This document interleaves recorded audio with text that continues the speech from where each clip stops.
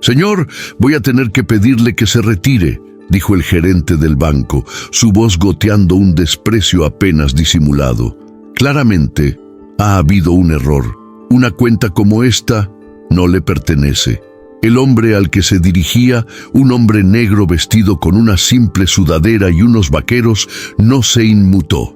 Se mantuvo tranquilo, observando la opulencia de la sucursal bancaria de mármol y caoba, y el rostro arrogante del gerente que lo juzgaba. El gerente creía que estaba protegiendo su banco de un posible fraude. El hombre frente a él sabía que estaba siendo testigo del racismo podrido que crecía en el corazón de su propia compañía. Lo que el gerente no sabía, lo que era imposible que imaginara, era que el hombre al que acababa de humillar y al que estaba a punto de echar a la calle no era un cliente cualquiera, era su nuevo jefe, el director ejecutivo anónimo de toda la corporación bancaria. Esta es la historia de una lección de humildad brutal e instantánea. Es la crónica de cómo un hombre, subestimado por el color de su piel y la sencillez de su ropa, usó su poder no para discutir, sino para actuar de forma decisiva. Es el relato del peor día en la vida de un gerente arrogante. Antes de que te cuente cuál fue la llamada telefónica que hizo que el rostro de ese gerente se descompusiera de terror, quiero saber desde qué país nos estás viendo. La lucha contra el prejuicio es global. Escribe tu país y tu ciudad en los comentarios. Ahora sí, déjame llevarte al momento en que entré por la puerta de mi propio banco y fui tratado como un criminal. Mi nombre es James Harris y hace un mes me convertí en el accionista mayoritario y nuevo director ejecutivo de una de las corporaciones bancarias más grandes del país. Nadie lo sabía. La adquisición se manejó a través de mi compañía de inversiones y mi nombramiento como CEO fue un asunto interno, conocido solo por la junta directiva. Yo no soy un banquero tradicional. Vengo del mundo de la tecnología, un mundo donde construí mi fortuna desde cero, con nada más que una idea y una determinación de hierro. Mi filosofía es simple: no puedes arreglar un motor si no estás dispuesto a ensuciarte las manos. Y no puedes dirigir una compañía si no entiendes cómo se sienten tus clientes más vulnerables. Por eso, durante mi primer mes como CEO, no pisé la opulenta oficina central. En lugar de eso, inicié una auditoría personal y secreta. Cada día, elegía una sucursal al azar en una ciudad diferente y la visitaba como un cliente anónimo. Me vestía con la ropa más sencilla que tenía: sudaderas, vaqueros, zapatillas de deporte. Quería ser invisible. Quería experimentar mi propio banco como lo haría una persona normal, no como un multimillonario. Quería ver la verdad, no la actuación que mis empleados le darían al gran jefe. Quería saber si nuestros valores corporativos, esos pósters brillantes que colgaban en cada sucursal hablando de respeto e igualdad, eran una realidad o una simple decoración. Ese día elegí la sucursal más prestigiosa de todas, la sede de la Quinta Avenida, la joya de la corona. Sus números eran impecables, sus ganancias las más altas de la corporación. Pero yo sabía que los beneficios no siempre son un sinónimo de integridad. Me puse mi sudadera más vieja, una que usaba para trabajar en el jardín, y entré por las imponentes puertas de cristal. No buscaba un trato especial. Al contrario, buscaba exactamente el trato que le darían a un hombre negro vestido con ropa barata en un templo del dinero. Y no me decepcionaron. Desde el momento en que entré, sentí las miradas. El guardia de seguridad, que había saludado con una sonrisa a la pareja blanca que entró antes que yo, se enderezó y me siguió con la vista, su mano cerca de su arma. Las cajeras susurraban entre ellas, evitando mi mirada. Vi al gerente, un hombre de traje impecable y sonrisa falsa, el que más tarde conocería como el señor Peterson, deshacerse en atenciones con un cliente anciano de aspecto adinerado. El aire estaba cargado de un juicio silencioso. La cultura de la sucursal era evidente en los primeros 30 segundos, una cultura de clasismo y prejuicio racial. Sentí una profunda decepción, pero también una extraña calma. Esto era exactamente lo que había venido a buscar, la verdad sin adornos. Me acerqué lentamente a la ventanilla de la cajera, sabiendo que no estaba allí solo para hacer un retiro. Estaba allí para realizar una cirugía. Y acababa de confirmar que el cáncer en mi compañía era profundo y que la operación tendría que ser radical. Esperé mi turno en la fila como cualquier otra persona. Cuando llegué a la ventanilla, saludé amablemente a la joven cajera. «Buenos días», dije. «Quisiera hacer un retiro, por favor». Le deslicé mi tarjeta de débito y mi documento de identidad. Ella me devolvió un saludo robótico mientras procesaba la tarjeta. Su rostro era una máscara de aburrimiento profesional. «¿Cuánto desea retirar, señor?», preguntó sin mirarme. $10,000, respondí con calma. En ese instante, su rostro cambió. Levantó la vista por primera vez. Me miró de arriba a abajo, observando mi sudadera vieja, y luego volvió a mirar su pantalla, donde seguramente se reflejaba el saldo multimillonario de mi cuenta. La ecuación no le cuadraba. Su profesionalismo se evaporó, reemplazado por una sospecha mal disimulada. Un momento, por favor», tartamudeó. «Tengo que consultar con mi gerente». Se levantó y caminó rápidamente hacia una oficina de cristal en la parte trasera. Vi cómo le susurraba al hombre del traje impecable, el señor Peterson. Vi cómo ambos me miraban a través del cristal. Peterson salió de su oficina con la arrogancia de un rey, inspeccionando a un campesino que se ha atrevido a pisar su castillo. Se acercó a la ventanilla, ignorándome por completo al principio. «¿Cuál es el problema, Sandra?», le preguntó a la cajera. Ella le explicó la situación en voz baja. Entonces, Peterson se dignó a dirigirme la palabra. «¿Es esta su tarjeta, señor?», preguntó, sosteniéndola entre dos dedos como si estuviera sucia. «Sí, lo es», respondí. Él sonrió, una sonrisa condescendiente.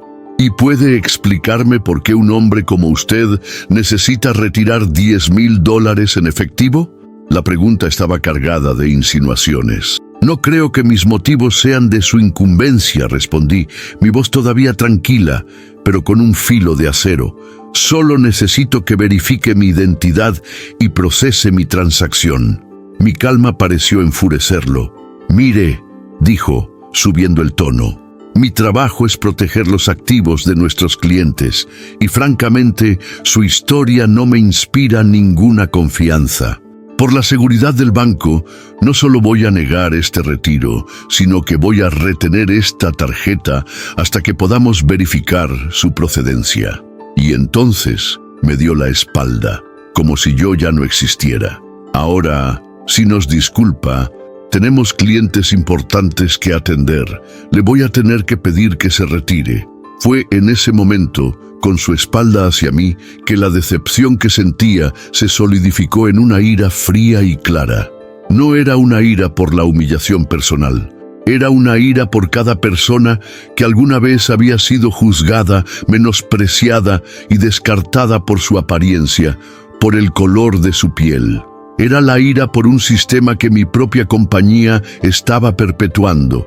Vi en el rostro de Peterson el rostro de todos los que alguna vez me dijeron que no podría, que no pertenecía.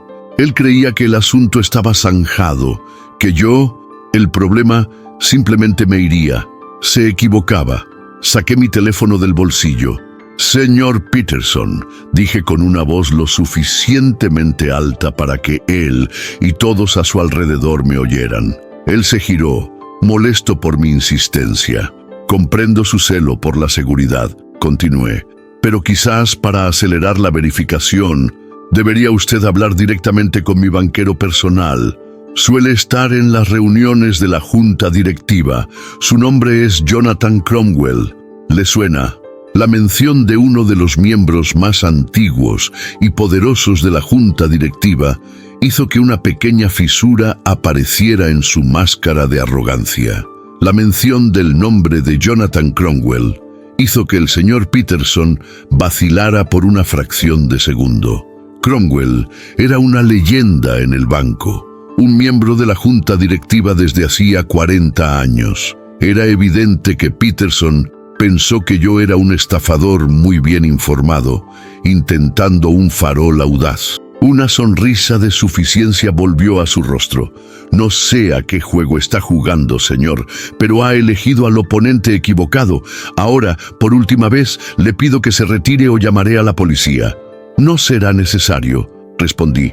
Lo llamaré yo mismo. Marqué el número personal de Cromwell en mi teléfono. Todo el vestíbulo del banco estaba ahora en un silencio tenso. Puse la llamada en altavoz. Sonó una vez. «Oficina de Jonathan Cromwell», respondió una voz profesional. «Buenos días, soy James Harris. ¿Está John disponible?» Hubo un clic y luego la voz inconfundible y enérgica del propio Cromwell. «James, qué sorpresa. ¿Va todo bien?» Su tono era cálido, el de un amigo hablando con otro. El rostro de Peterson comenzó a perder algo de color. «Todo va bien, John. Solo un pequeño asunto de servicio al cliente», dije, mi voz resonando en el silencioso banco. «Estoy en nuestra sucursal insignia de la Quinta Avenida. El gerente, un señor Peterson, ha decidido que no parezco el tipo de persona que debería tener una cuenta aquí. Ha confiscado mi tarjeta y se ha negado a procesar un retiro. Me ha pedido que me vaya». Se hizo un silencio sepulcral al otro lado de la línea. Duró unos 5 segundos y entonces escuchamos la explosión. No era un grito, era el rugido controlado de un hombre con un poder inmenso. «¿Qué?», tronó la voz de Cromwell a través del altavoz. «Póngame a ese incompetente al teléfono ahora mismo». Le extendí mi teléfono a Peterson. Estaba pálido como un fantasma y su mano temblaba violentamente mientras tomaba el aparato. Señor Cromwell», balbuceó. La voz de Cromwell no le dio tiempo a decir nada más.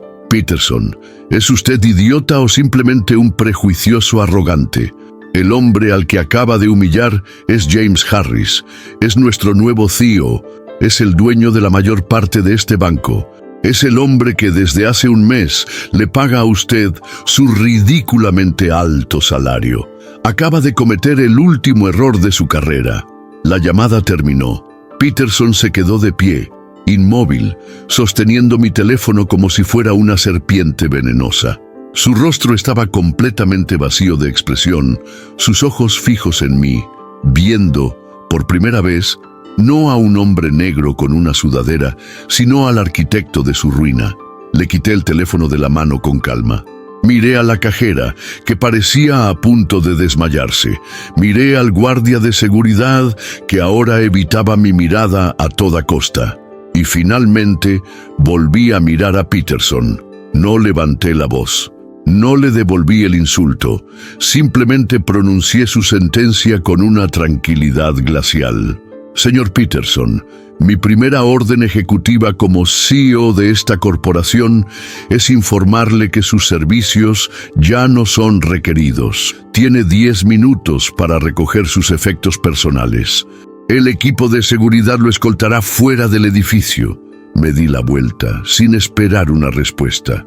Caminé de vuelta a la ventanilla y miré a la aterrorizada cajera.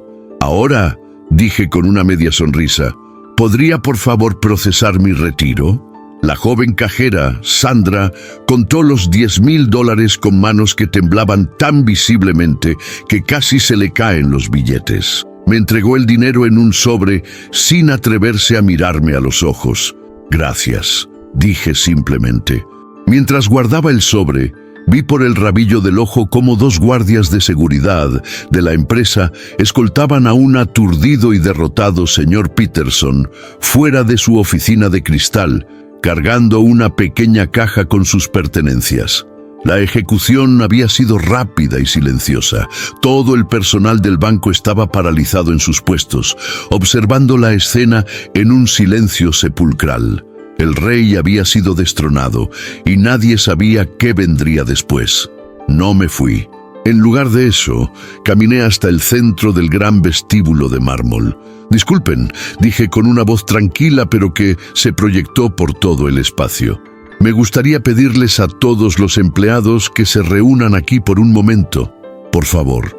Hubo un movimiento nervioso y vacilante, pero en menos de un minuto, una docena de empleados estaban de pie frente a mí, con la mirada baja, esperando su sentencia. Mi nombre es James Harris, comencé, y desde hace un mes soy el nuevo director ejecutivo de esta corporación. Hoy ha sido mi primera visita a esta sucursal. Les conté por qué estaba allí vestido de esa manera. Les expliqué mi filosofía de que el valor de un banco no se mide por sus ganancias, sino por su integridad. Lo que ha pasado aquí esta mañana, continué, mi voz firme pero sin ira, no es culpa de un solo hombre. Es el síntoma de una cultura corporativa que ha priorizado las apariencias sobre las personas. Una cultura que juzga a un cliente por el color de su piel o por la ropa que viste.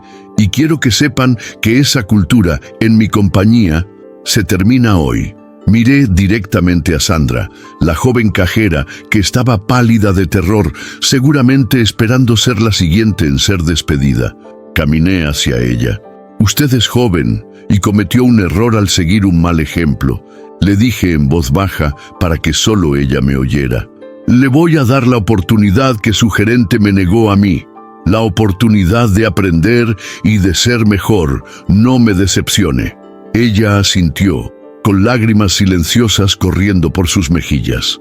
Me volví hacia el resto del personal.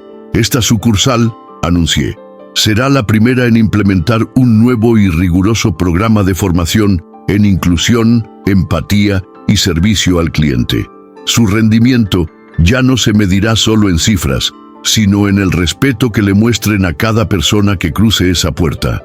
Quien no esté de acuerdo con esta nueva dirección puede recoger sus cosas y seguir al señor Peterson. Nadie se movió. El miedo en sus rostros ahora estaba mezclado con algo más. Una chispa de respeto, quizás incluso de esperanza. Había demolido su viejo mundo, pero también les había mostrado el plano de uno nuevo. Salí del banco. El mismo guardia de seguridad que me había vigilado con sospecha, ahora se apresuró a abrirme la puerta. «Que tenga un buen día, señor Harris», dijo, con la cabeza gacha. Mientras caminaba por la Quinta Avenida con mi sudadera y un sobre con $10,000 en el bolsillo, me di cuenta de que mi auditoría secreta había sido un éxito rotundo. No solo había encontrado el cáncer, sino que había comenzado la quimioterapia en la misma mañana. Al día siguiente, pisé por primera vez la sede corporativa de mi banco. El CEO fantasma, como ya me apodaban en los rumores internos, finalmente se materializaba. Ya no llevaba la sudadera, sino un traje hecho a medida. Pero la mirada de los ejecutivos que me recibieron en el vestíbulo no era de admiración, era de puro pánico. La noticia de la ejecución pública del gerente de nuestra sucursal más rentable se había extendido como un virus por los pasillos del poder. Convoqué una reunión de emergencia con toda la junta directiva y los vicepresidentes. Cuando entré en la sala de juntas, el silencio era tan absoluto que se podía oír el zumbido de las luces. Tomé mi asiento a la cabeza de la larga mesa de caoba. No hubo presentaciones ni charlas triviales. «Buenos días», comencé, mi voz tranquila pero llenando cada rincón de la sala. Ayer realicé mi primera visita de campo como su nuevo CEO y descubrí que el activo más tóxico de esta compañía no figura en nuestros balances, reside en nuestra cultura. Les conté la historia completa de mi visita a la sucursal de la Quinta Avenida. No lo conté como una queja personal, sino como un frío y objetivo estudio de caso de un fracaso sistémico. Les describí el clasismo, el prejuicio y la arrogancia que presencié. El señor Peterson no fue un caso aislado, continué. Él fue el producto de una cultura corporativa que hemos permitido que se pudra, una cultura que valora más la apariencia de un cliente que su carácter. Anuncié mi primera directiva ejecutiva, la Iniciativa Dignidad, Un programa de tolerancia cero contra cualquier tipo de discriminación. Anuncié la reestructuración completa de la formación de todos los empleados, desde el cajero hasta el vicepresidente, con un nuevo enfoque en la empatía y el servicio ecuánime. Y les hice una promesa y una advertencia. Voy a seguir visitando sucursales, de incógnito. Y cualquier gerente en cualquier lugar del país que dirija una sucursal donde no se trate a cada persona con el máximo respeto, seguirá el mismo camino que el señor Peterson, sin excepciones. Miré a cada uno de los rostros de la sala. Esta es la nueva ley en mi compañía. O se adaptan o pueden empezar a buscar trabajo en otro sitio. La sala de juntas quedó en un silencio atónito. Vi en los rostros de la vieja guardia, banqueros de toda la vida, una mezcla de resentimiento e incredulidad. ¿Quién era este advenedizo del mundo de la tecnología para venir a darles lecciones de moral? Pero también vi miedo. Se dieron cuenta de que las viejas reglas del juego habían cambiado. El rey intocable, el beneficio económico, ahora tenía que compartir el trono con un nuevo soberano, la integridad. Ese mismo día se envió un memorando a los más de 50,000 empleados de la corporación en todo el país. El memorando, escrito por mí, describía la nueva iniciativa Dignidad. Y aunque no daba nombres, mencionaba un reciente y lamentable incidente en una de nuestras sucursales principales, como el catalizador del cambio. El correo terminaba con una frase que, según me dijeron más tarde, se convirtió en una leyenda dentro de la empresa. A partir de hoy, nuestro cliente más importante es la próxima persona que cruce la puerta, sin importar su ropa, su raza o el saldo de su cuenta. Y yo, personalmente, estaré observando. El CEO fantasma había hablado, y todo el imperio estaba escuchando. Como era de esperar, mi directiva no fue recibida con los brazos abiertos por todos. La vieja guardia del banco, ejecutivos que habían prosperado durante décadas bajo la antigua cultura, se resistieron. No lo hicieron abiertamente, por supuesto.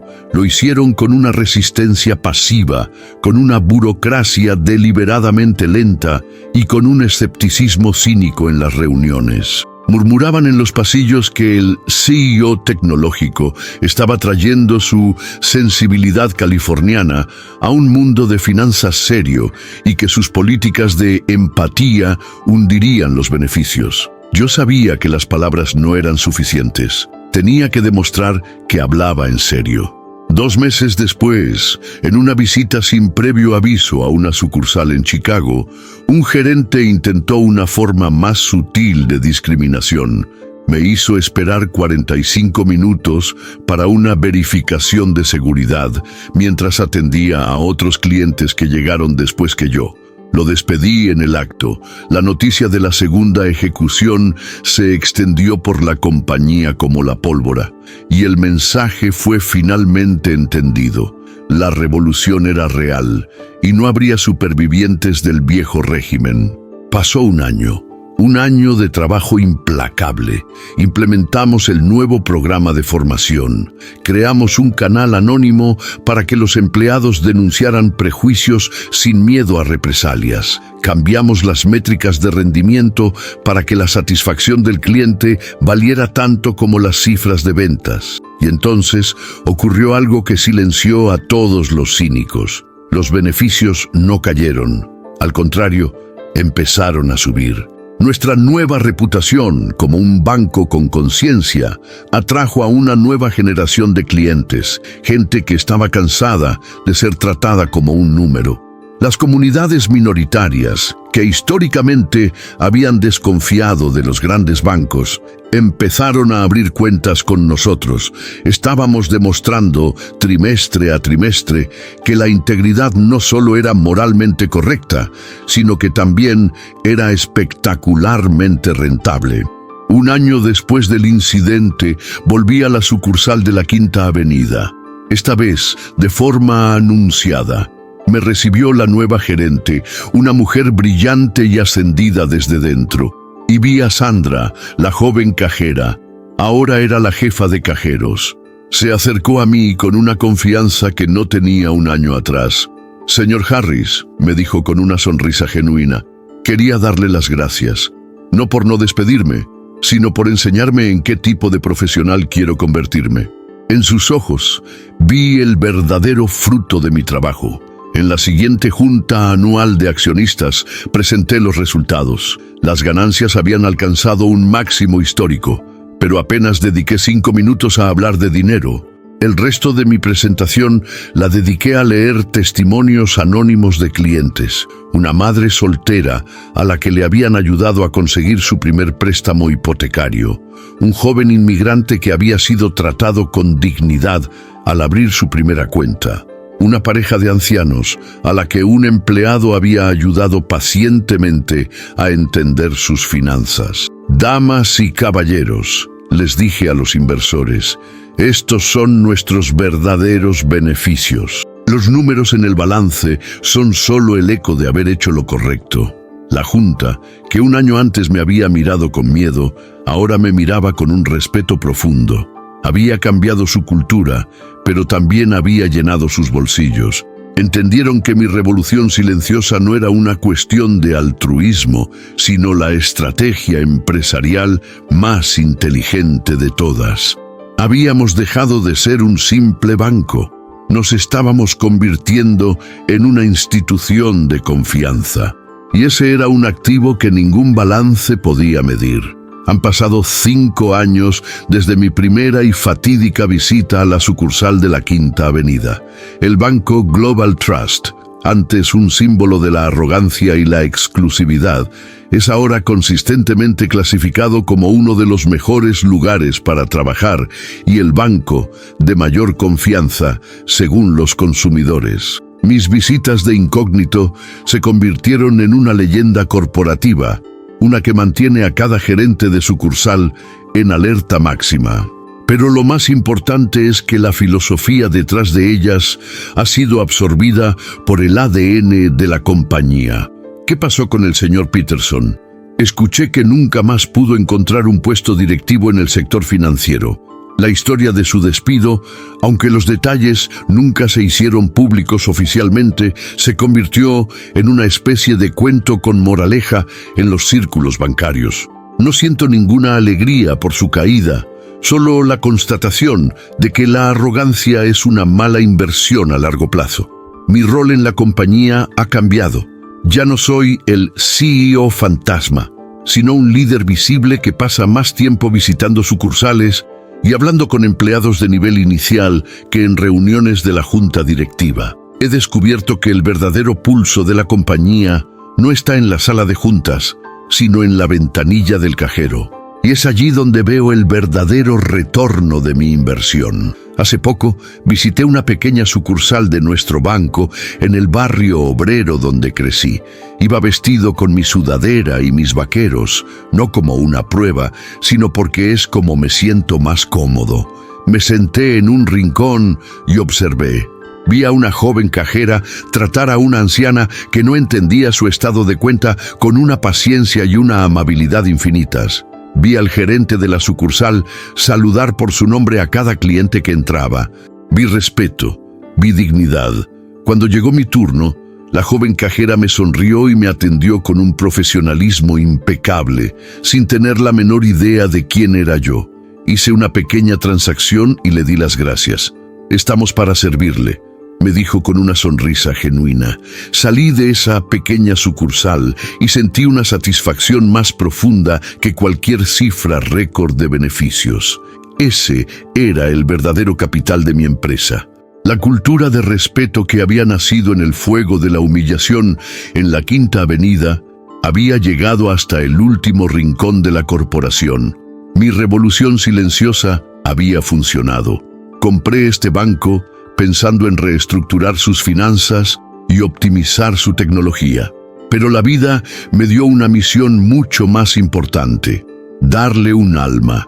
Y me di cuenta de que mi mayor activo como CEO no era mi fortuna ni mi experiencia en tecnología. Era mi experiencia como un hombre negro en Estados Unidos. Era haber estado al otro lado del mostrador, haber sentido la picadura del prejuicio. Fue esa herida la que me dio la visión para sanar a toda una organización. Mientras caminaba por las calles de mi antiguo barrio, ya no como un CEO de incógnito, sino simplemente como James, un hombre que volvía a casa, entendí el verdadero significado del éxito. No es construir un imperio de dinero, es construir un legado de dignidad.